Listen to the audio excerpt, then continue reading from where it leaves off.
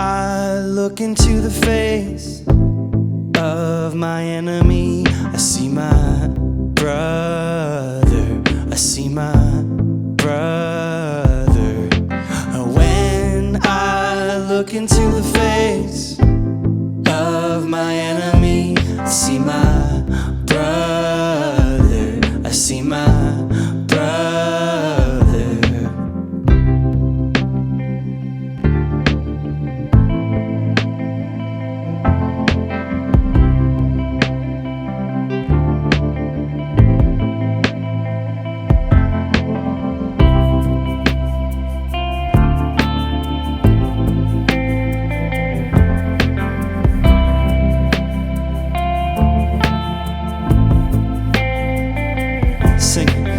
When I look into the face of my enemy, I see my brother, I see my brother. When I look into the face of my enemy, I see my brother, I see my brother. Forgiveness is the garment of our courage, the power to make the peace we long to know. Open up our eyes to see the wounds that bind all of humankind, and lay our shattered heart, greet the dawn of life with charity and love. Come on, sing it!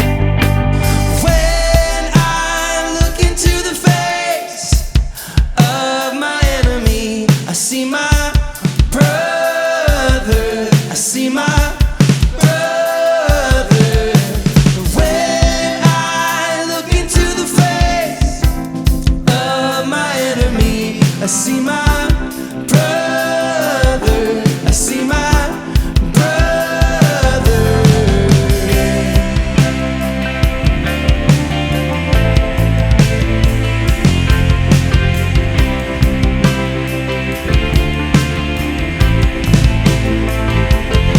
I see my brother, I see my sister, I see my father, I see my mother. When I look into the face of my enemy, I see my brother, I see my brother.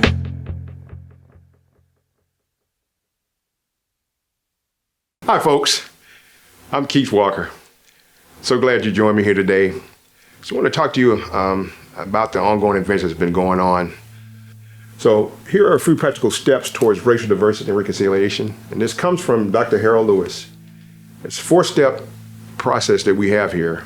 One is going to be listen, lament, learn, and lead. And this is to my white brothers and sisters. Humble yourselves into what Black culture is telling you, what the Black community is telling you. We have so long, for over 400 years, we've wanted you to listen to our pain, to realize what's going on. A lot of times and everything, you'll see the lashing out with the protesting going on and everything is because we're tired of not being listened to. This stuff goes on every day in the Black community and nothing is seemed to be done. It's like we're kind of just thrown away. So we want you to open up your hearts and listen to what we have to say. The next step would be lament. People, we want you to feel our pain, okay? Sometimes I don't think that you think that we actually have any pain because of where you are in your status and everything. So for you to be able to lament and understand what we're going through, it helps you to push forward to get equal rights for everyone, okay? If you couldn't hear that man hollering, "I can't breathe," when you hear a grown man scream for his mama, okay? That pain should have resonated through you. Next thing is gonna be learn. You have to educate study historical and social injustices and discrimination towards different people groups. If you have a neighbor moving, he's of different ethnicity or different cultural background, go out there and meet him. Understand where he's coming from. You never know what could happen to everything. You can strike up one of the best conversations you ever had in your life with that particular person. You become best friends with him. And that's the first step for everybody getting on the same playing field. And that's all we want, for people to understand each other. Last thing we'll talk about is lead. Now, we all have the power to do something about it. We all have the power to influence other people around us. So if you see injustice being done and everything is, you say, you know what, that's not right, we're not having that. And you'll be surprised at how that'll start something. You see it over and over again where you'll have people out there who saw something being done and they do something about it. They get caught on film, they don't even know they're being filmed. And later on, they're doing a talk show or something saying, well, why'd you do that and everything? And they'll say, because it was the right thing to do. This is the right thing to do, to talk about this stuff. Stop sweeping it under the rug. Let's come forward and let's come together. It'll be a beautiful thing. Breaking news concerning the U.S. economy. Official figures show that what's more the hyperventilation. Official figures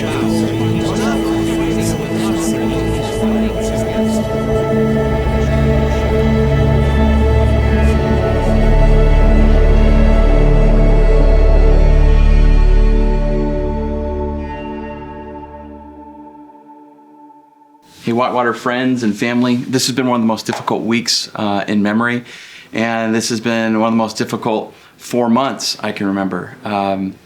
But this week has been so hard. There's just been so many forces at work, and we're seeing just something rise up to the surface that is just so ugly, and it needs to be confronted. We need to talk about it.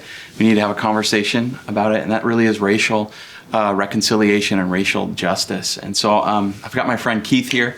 We love Keith. He's been with us for over 4 years now. Yep. And we're so appreciative for your voice and speaking into our church in this time.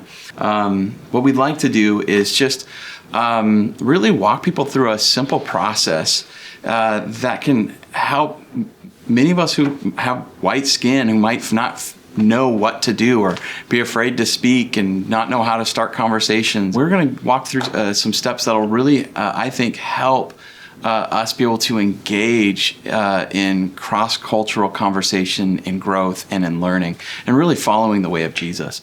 And so we're going to go through this together. And again, I want to thank Keith for being here to help me with this. So the first thing is listen.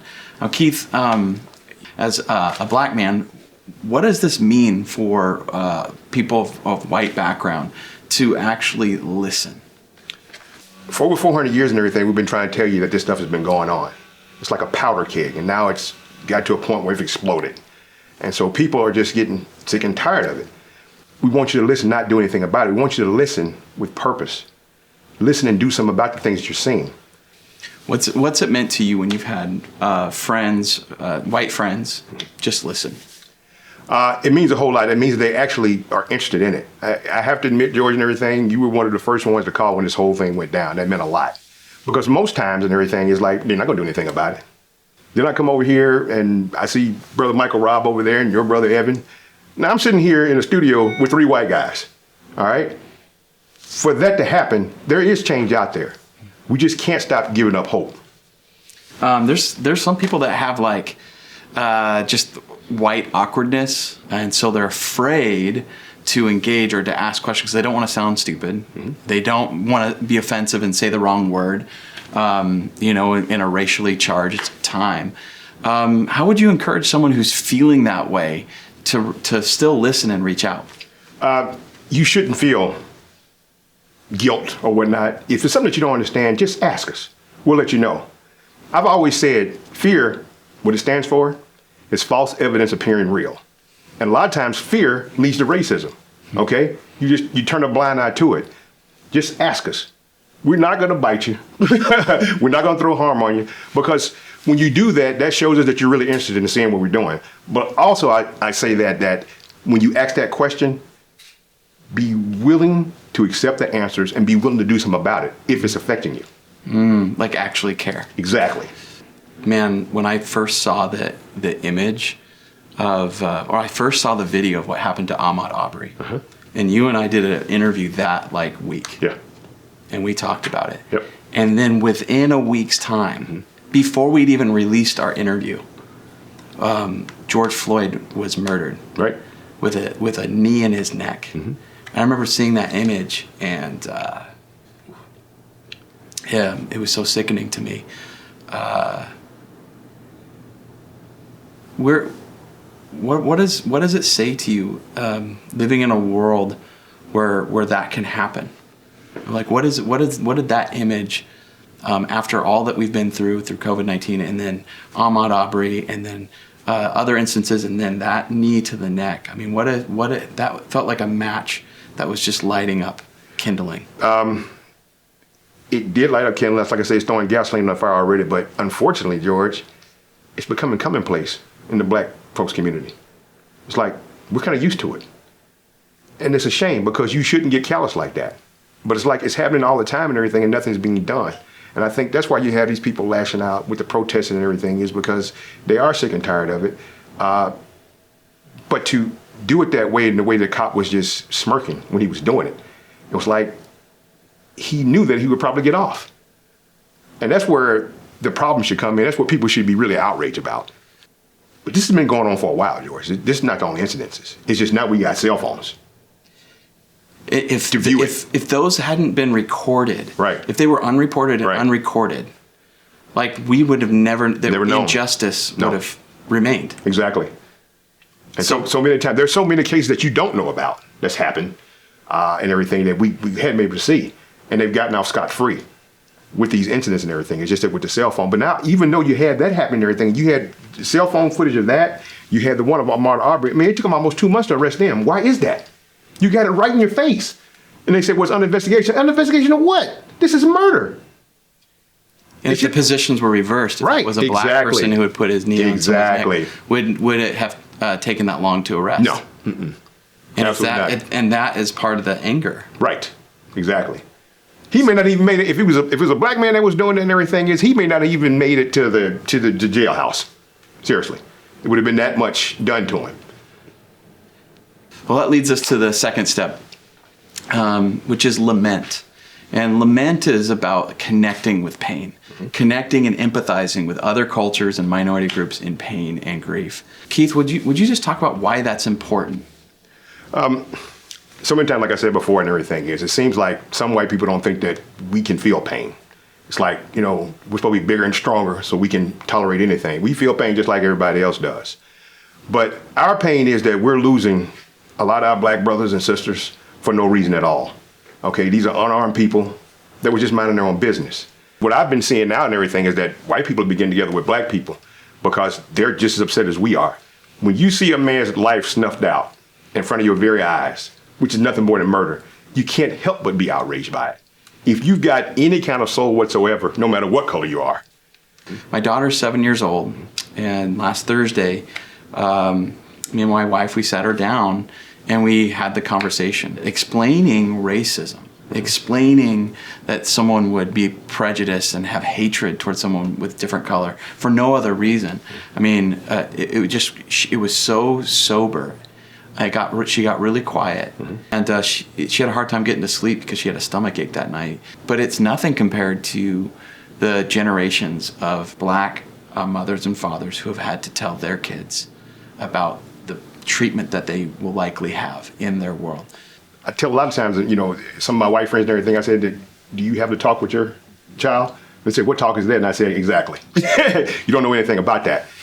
And what I'm saying is, it's a whole lot different if I get pulled over and if you get pulled over.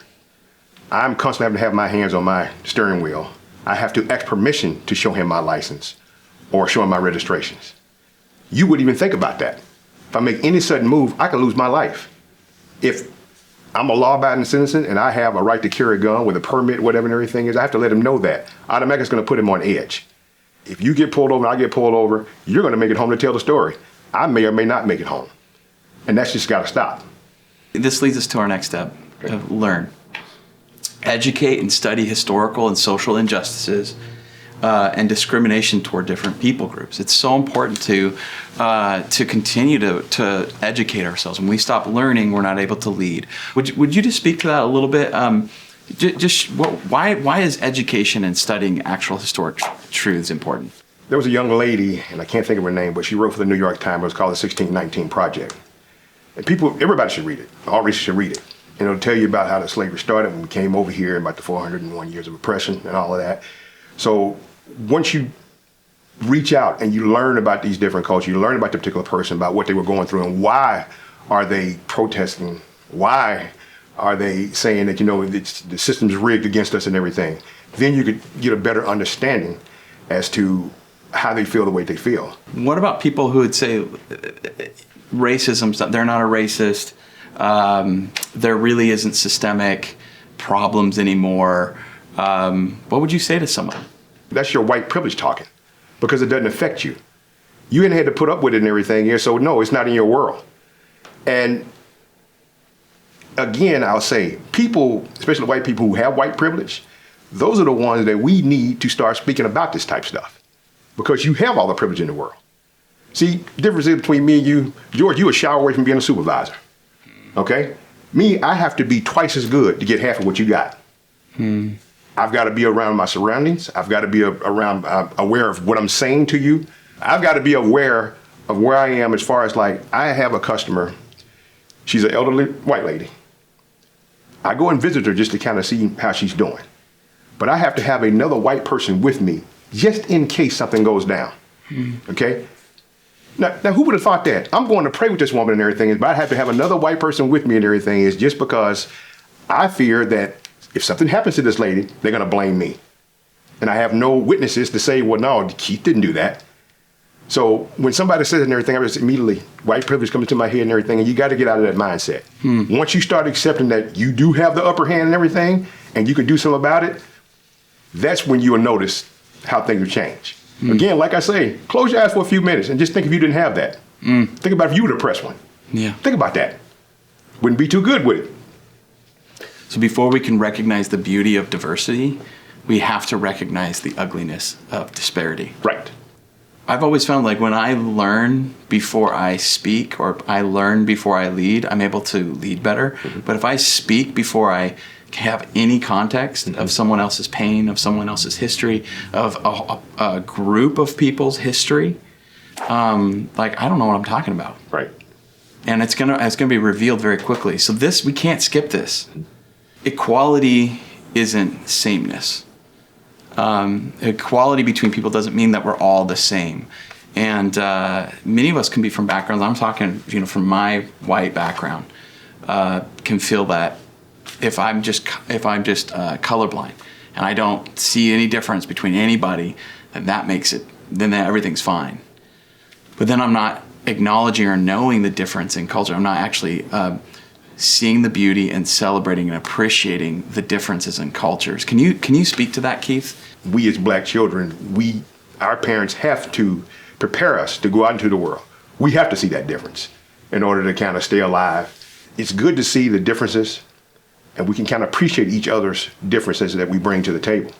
And that way we can have discussions like this. And that's the only way that's going to change up the way that we think. What are things that you've noticed about, like, white Northwest culture? Y'all love hugging trees. I hugged one on my way in here, so yeah. No, seriously though, I was telling a story earlier. It was so funny. When I first got out here, coming from Mississippi, the first job I had, I was invited over to this guy's house. He's a white guy.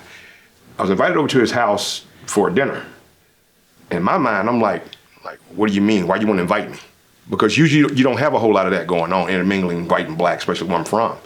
And so I get out there, and I was telling my spouse at the time and everything, I told her, I said, okay, if anything goes down, the gun's in the car, you follow me.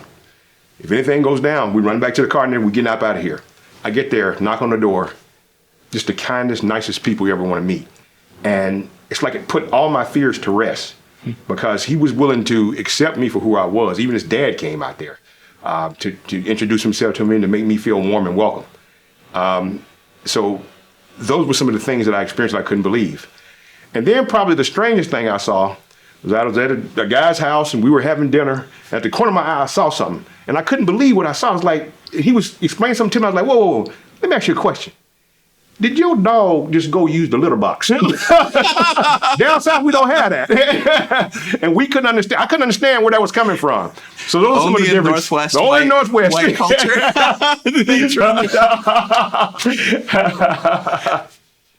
You have to open up some. And allow yourself to be vulnerable sometimes, and everything is to meet that person. Even though we get in our own little world and we're pretty comfortable, everything is comfortable. Well, sometimes you have to be a little uncomfortable in order to grow. And when you grow, you have less of the stuff that's going on around this world today that makes things harder on people. This fourth step is, I think, really, really important because you can do all of these other three. But if we don't lead by using our influence, like our sphere of influence, every one of us has a sphere of influence. Even right now, in the middle of COVID-19, we have spheres of influence. So how do we leverage and lead through our influence to love and serve other cultures and people groups? And I'll say this, Keith, and I want you to speak to this. In times past, I would even say from my background, as a pastor, part of church families that go back a couple hundred years, like there's like this desire not to cause tension. We don't want to cause tension, and so we're not going to enter in. We're not going to speak up about these issues because they cause tension. It feels like disunity. It feels like someone's going to be upset. No matter what I do, so I'm just going to stay silent. And I think silence has spoken loudly and painfully into the Black community. And it's something that I am learning even just about myself and my background, how not speaking out and standing up clearly against communal, systemic, personal forms of partiality and racism, how badly that has hurt Black brothers and sisters. Would you just speak to the power and the importance of when others speak up? When you are of, let's put it like this, when you have a lot of power in who you are, influence or whatever, and you speak on these injustices being done, this is what helps us to heal. This is what helped Black people to say, you know what, maybe they do care about us. Now, people are always saying everything is, well, all lives matter. You're right. But what we're talking about is Black lives matter because of these people that's getting killed senselessly in the street. Okay? All lives do matter. Absolutely right. Even in the blue, it matters. But we have to bridge a gap between that. And when you got powerful head figures speaking and everything on these particular causes and stuff, this is what gets change done. People don't want to get involved with this because they are scared of what the ramifications may be against their church or their donation or whatever, instead of doing the right thing. My thing is, if you speak the truth and everything, people going to come to you. You're going to get all that stuff back in space. It's just, we have to stop being so scared about speaking about stuff like this. I mean, why? For what? You only live one time. You don't want to be on your deathbed saying, you know what, I should have spoke up when I had the chance. I had the power and the chance to make a change and I didn't do it. All right? Because, like my dad always used to tell me and my brother, that's between you and your God. To whom much is given, much is to be expected. And on this issue, Jesus followers have to speak up. We have to stand up. Jesus was always speaking up and standing with the broken, the downtrodden, those who were being crushed by the religious systems, the government systems, just the systems of partiality and racism, even in his own time.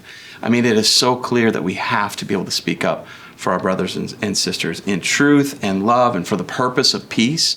We don't want to just abandon the tools of peace because we're angry. Jesus followers, we actually are embodying by our actions and by our words the way of peace, but we still speak up. And in Jesus' case, that is exactly what got him put on a cross. When he crossed the religious leaders when he was seen as undermining the systems that had been built for their religion and their power, and he was threatening their power. Him crossing their power is what put him on a cross. But we're followers of Jesus. And so I just want to encourage and implore brothers and sisters of all colors, but especially those in places of power, especially those who have maybe stayed silent. We cannot be silent on this. We have to stand with our brothers and sisters. Amen? Amen.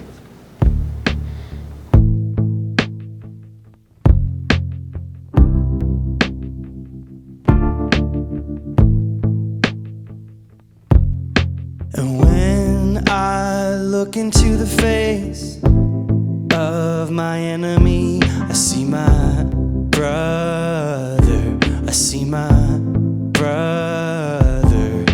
And when I look into the face of my enemy, I see my brother. I see my brother.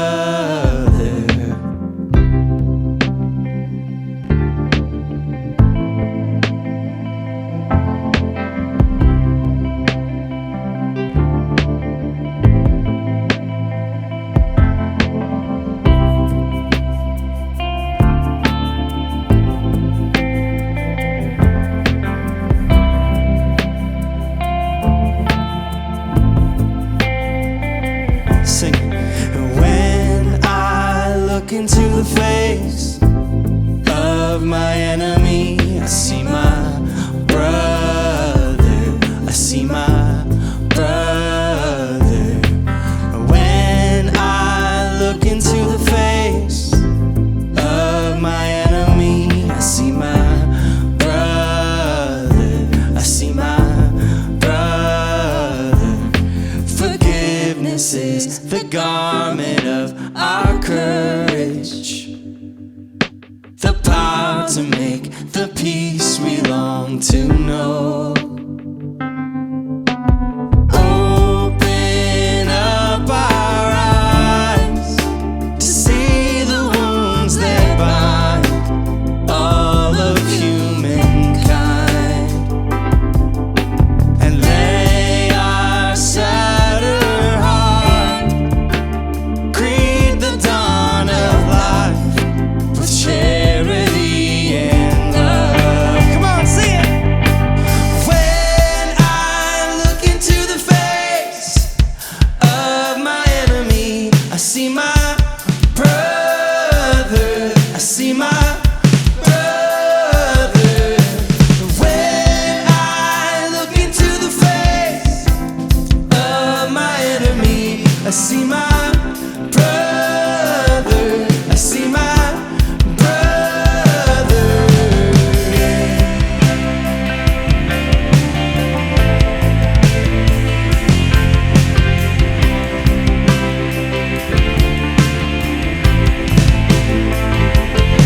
I see my brother. I see my sister. I see my father. I see my mother. When I look into the face of my enemy, I see my brother. I see my brother.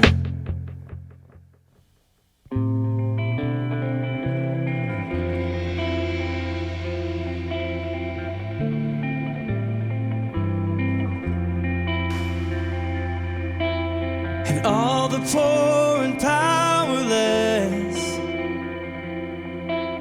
and all the lost and lonely, all will stand and come confess, and know that you are holy, and know that you are holy.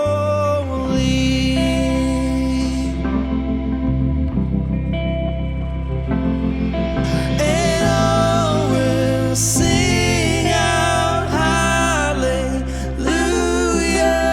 We will cry out hallelujah. All will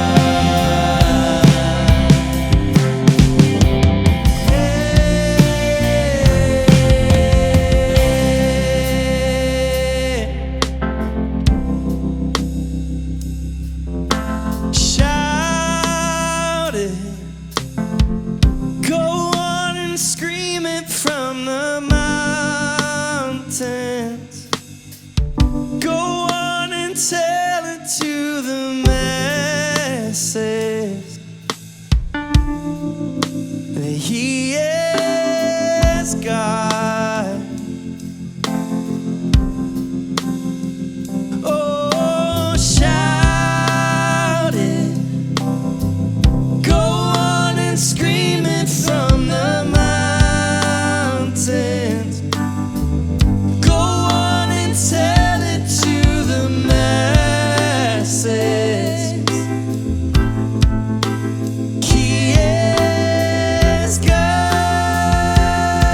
yeah. It's clamen, declaren desde las montañas. Vayan, díganle a todo el mundo que Él es Dios.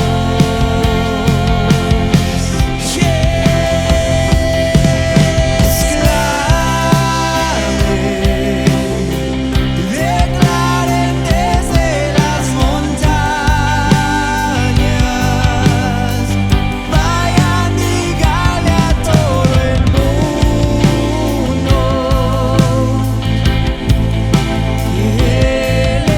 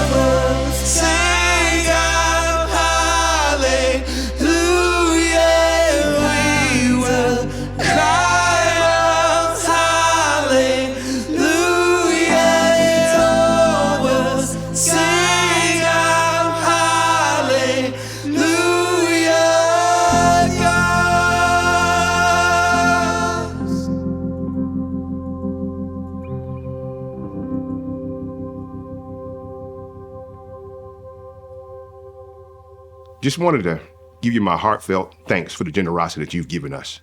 And with that generosity, we're able to do a lot of things for the community. And for those of you who want to start giving and everything, there's two ways that you can do it. One, you can donate online. Number two, you can just mail us a check.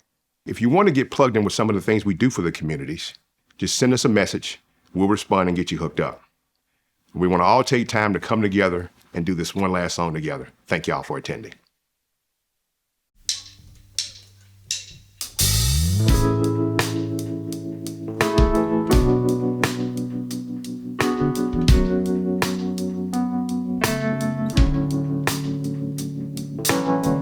The earth is groaning, and we are longing for your kingdom to come.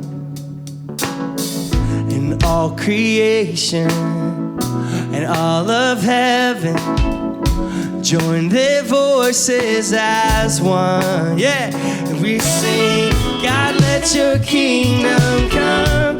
May your will be done. God, let your kingdom come. God, let your kingdom come. May your will be done. God, let your kingdom come.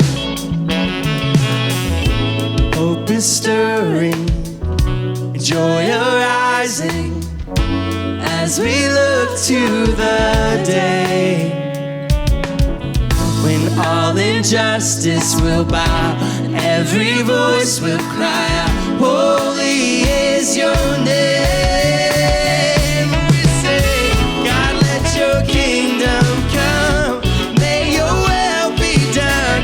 God, let your kingdom come. Together we say, God, let your kingdom come. May your will be done. God, let your kingdom come.